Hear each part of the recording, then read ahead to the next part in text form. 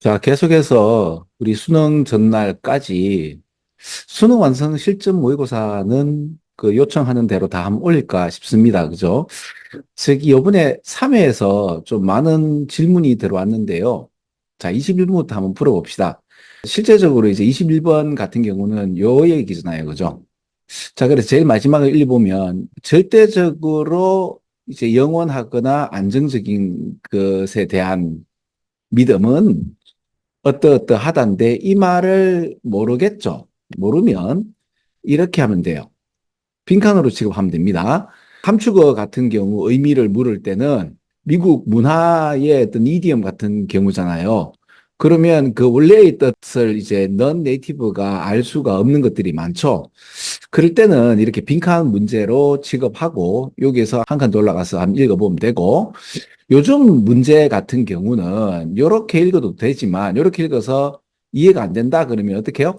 이렇게 계속 위로 올라가면 되는데 제일 마지막을 읽어서 위로 올라가는 형식은 처음에 왜 너무나 어려운 문장을 가지고 한 방 매겨서 무슨 말인지 모를 때 제일 마지막에 이거야라고 전개하는 이런 방식에서 요즘 제일 처음이 옛날만큼 그렇게 어렵지 않아요. 그래서 이렇게 제일 마지막 읽어보고 제일 위로 한번 가도 돼요. 한번 가서 이게 어렵다 싶으면 안 읽으면 돼요. 그래서 어렵다 싶으면 역시 여섯 밑에부터 읽어가면 되는데 쉽다 그러면 요 문장하고 요 문장하고 매칭이 딱 돼요.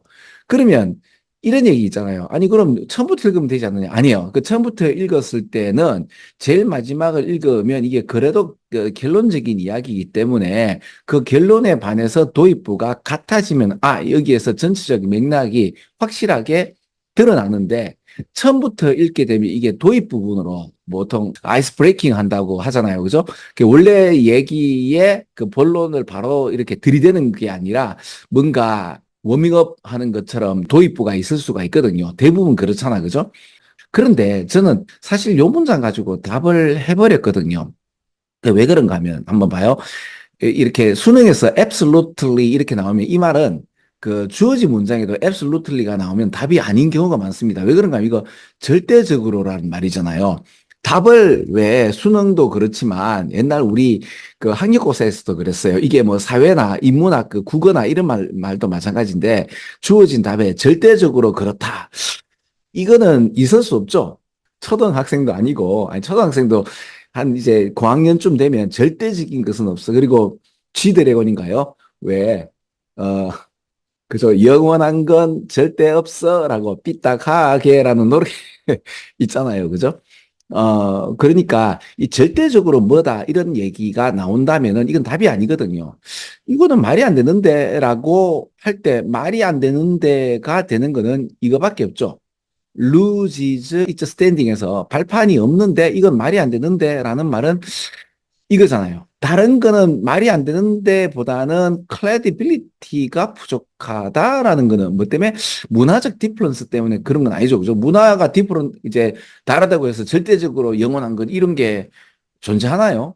그게 아니죠. 그죠? 그래서 다른 거는 좀 말이 안 되고 그래서 요 문장 가지고 저는 일단은 먼저 답을 구하고 그걸 확인 작업 들어가니까 밑에서 읽든지 위에서부터 읽든지 그렇게 자 봐요. 허블 텔레스코프 그러면 이 우리 인간이 가장 넓은 것을 보는 것이고 일렉트론 마이크로스코프 그러면 이거는 우리가 가장 미시적인 것, 가장 작은 것을 보는 거잖아요. 그러니까 요 말을 그대로 하는 것이 요 얘기죠.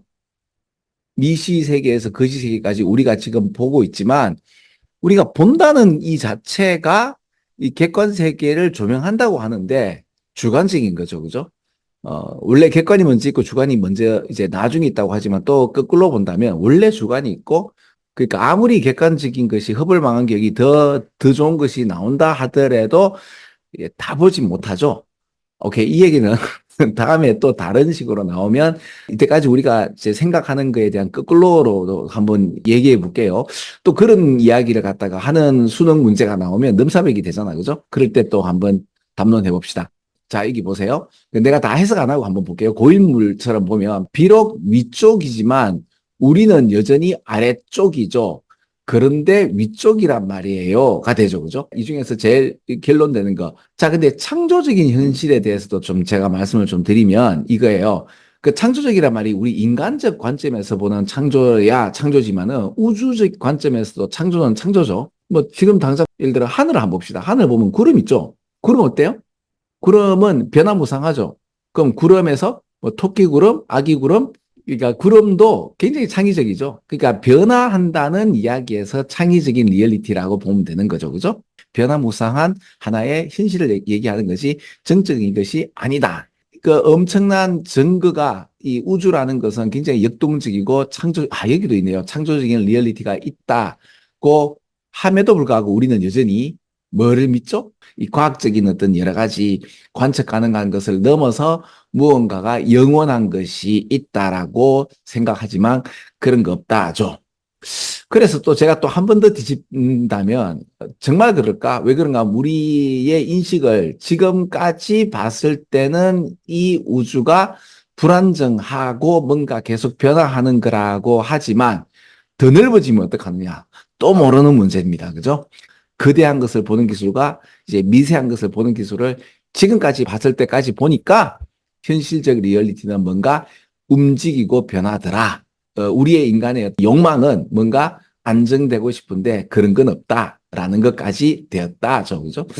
밑줄 친 것에 대해서 의미하는 반언이지만 모르겠다면 빈칸으로 취급하고 밑에서부터 읽어 내려가는 것도 좋고 그리고 이거 뭔 말인지 알겠다 딱 싶으면 위에 한번 확인 작업 들어가는 거죠. 우리는 가만히 있는 현실이 아니라 뭔가 역동적인 현실을 보는 것이니 가만히 있고 영원하다고 생각하는 이 믿음은 뭔가 잘못된 거 아니겠어요? 로 보시면 되는 거죠. 그 수능 전날에 했던 이 강의가 그 수능에서 좀 빛을 발했으면 좋겠습니다. 자, 21번 강의 끝.